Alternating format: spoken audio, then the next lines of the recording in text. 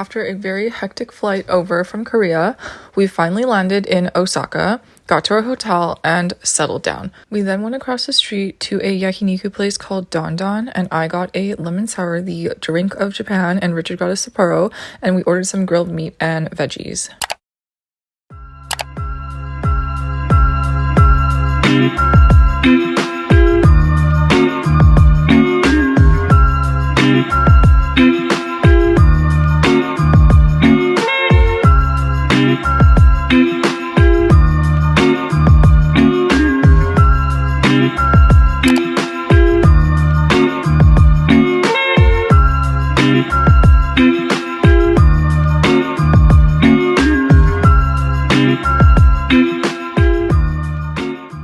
So after we explored Kobe for a bit, we headed over to a place called Tor Road Steak Aoyama, where they specialize in Kobe beef. They have 2 lunch sittings and 2 dinner settings with a max of 6 people per setting. And so if this is on your bucket list, be sure to reserve in advance. And fun fact, this is a family-owned shop, and so it is now the owner's grandson who is cooking.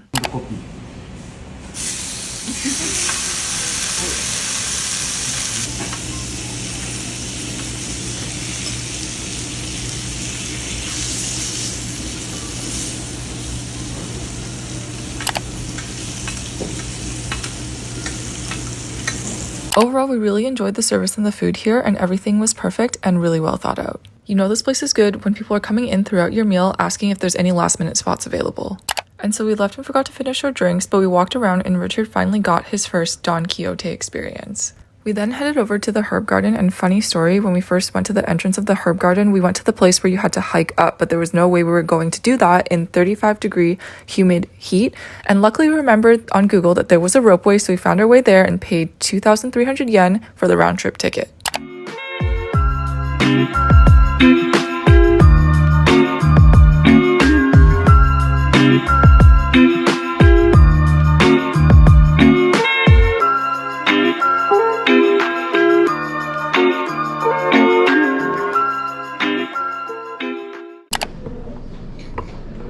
I like this one. Which one's this one? Rose geranium. And so after smelling this one really good scent, we just kept smelling really bad scents. And so we just decided to call it quits and go to the next part of the herb garden.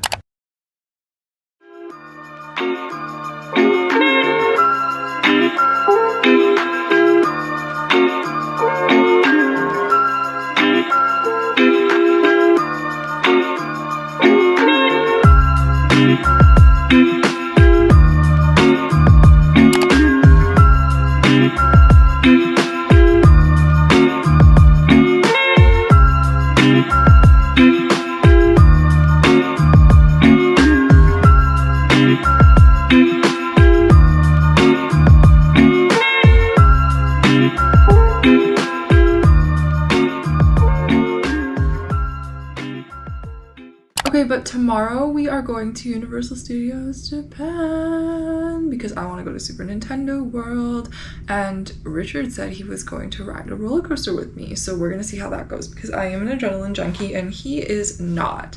And he actually, after looking at the video of the Jurassic World ride, was like, I'd rather do that because it's just one drop as opposed to doing an entire roller coaster. And I was like, okay man, you're gonna eat those words, because I have ridden that Jurassic World ride when it was Jurassic Park at like Universal Studios Hollywood, and that drop is hella intense. So I don't know, we'll see how it goes.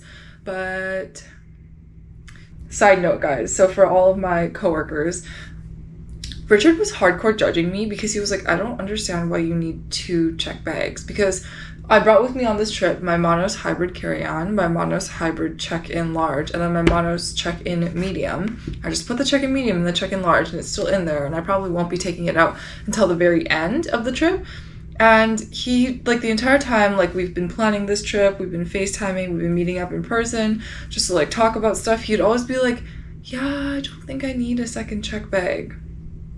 And in my head, I'm like, okay, fine, whatever, you know? He's like, I'm a guy, I won't buy that much stuff. I'm like, okay, cool, you're gonna eat those fucking words. And guess what? He ate those words today.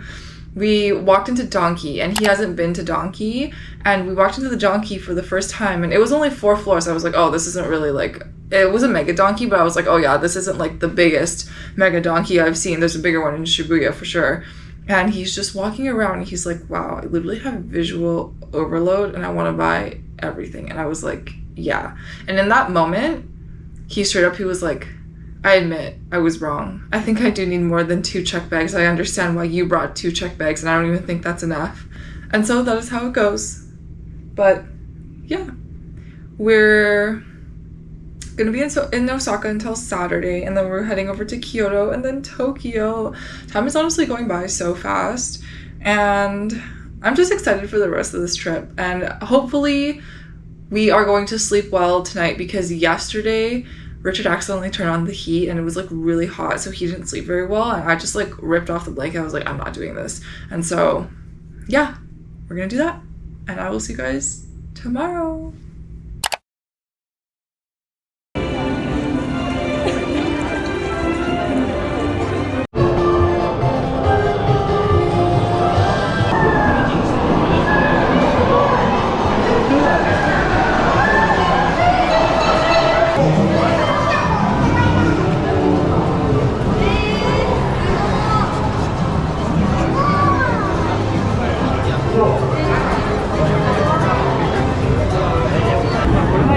Look at that thing.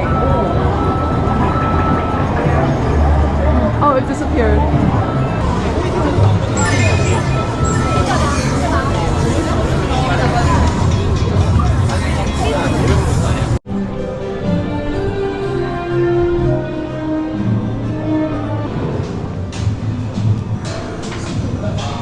Oh my gosh. These are like the Mario Kart cups.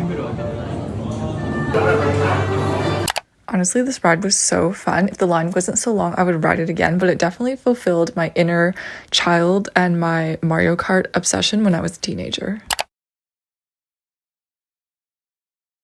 The next ride that we rode was the Yoshi ride, and while you guys enjoy the scenic view on the blue Yoshi we rode, I'll talk a little bit about Universal Studios Japan and how to get into the different areas. First of all, the entry ticket into the park is a separate ticket, and if you decide to buy an express pass, that is an additional pass that you get, so you will have 2 barcodes with you if you decide to get both. I do suggest to get the express pass, especially because you are a tourist, you are short on time, you probably won't be able to spend more than 1 day here if you're on the go.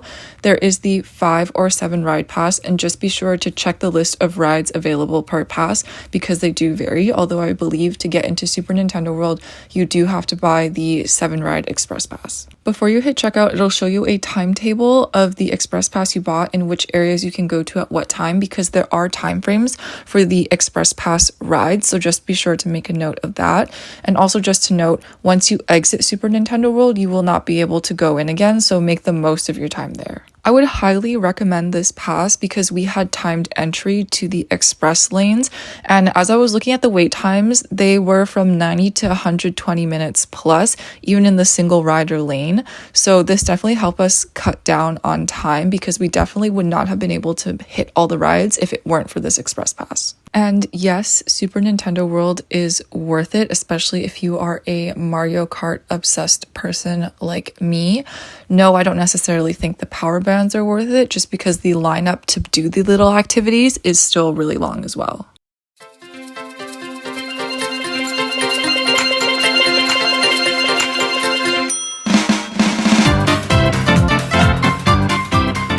Now, because I was too lazy to wait 1.5 hours to ride the Flight of the Pterodactyl ride as a single rider, we decided to just walk around the gift shops, and because it was really hot, we would just be stepping in and out of the AC because it was getting really unbearable.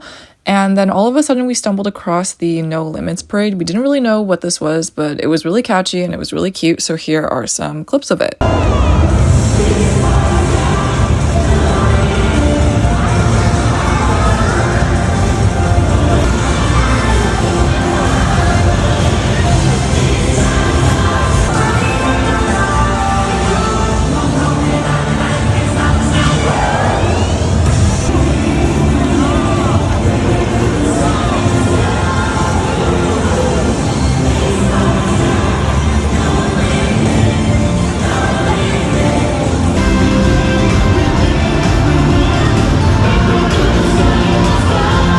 Next up, we went to Harry Potter World because we had 2 rides to ride under our timed entry ticket.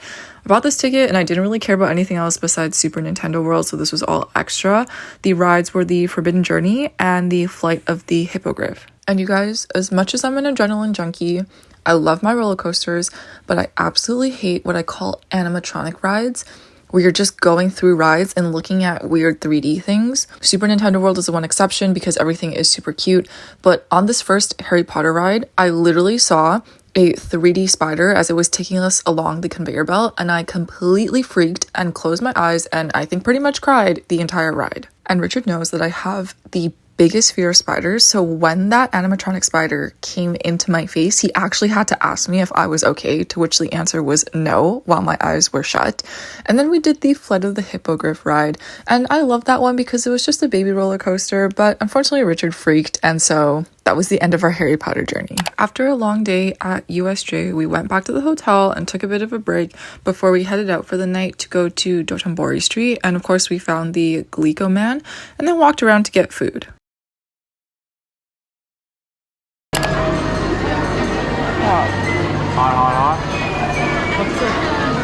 We then had an okonomiyaki, which is a staple in Osaka, along with takoyaki, but Richard is deadly allergic to that.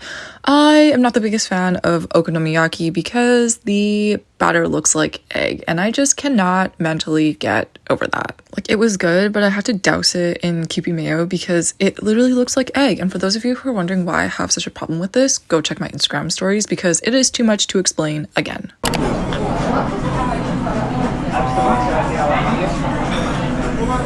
Oh, fuck me up.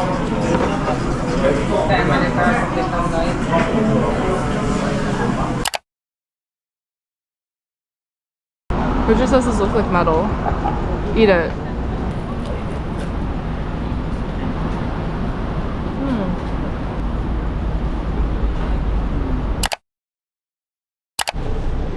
Now you know how to YouTube.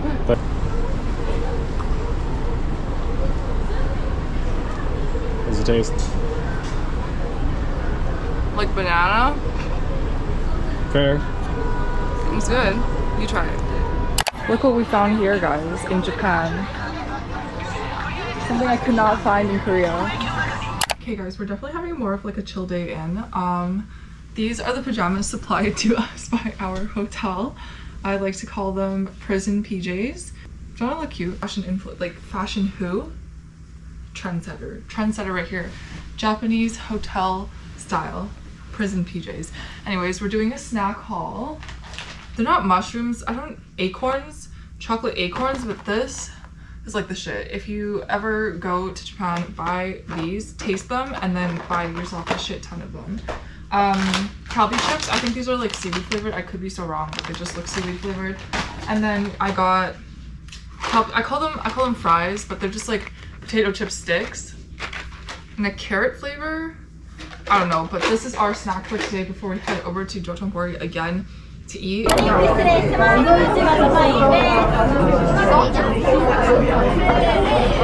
did you taste the? Oh, mustardy.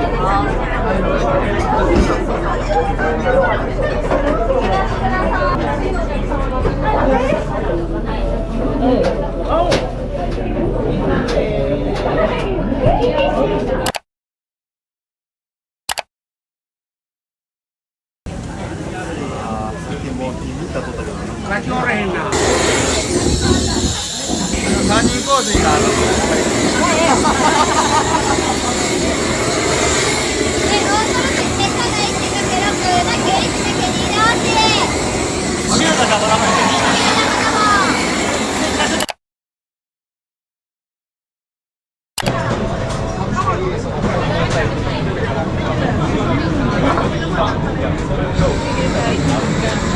After lunch, we got hungry again, so we went to get 551 Horai, which is a popular fast food chain, and then we found Yakult soju, very dangerous. Smells dangerous. Let's see how this tastes.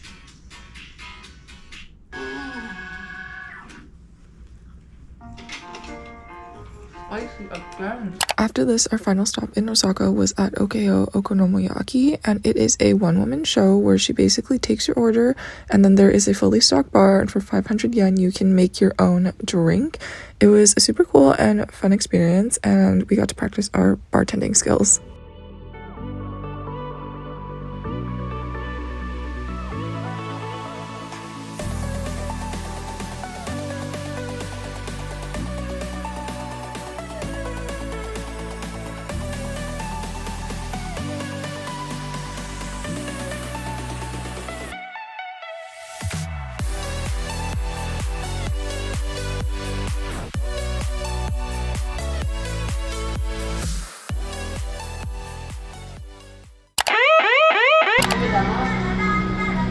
This okonomiyaki place was honestly really good. We finished everything, and I am really glad I didn't have to eat the egg portion of the yakisoba that I ordered.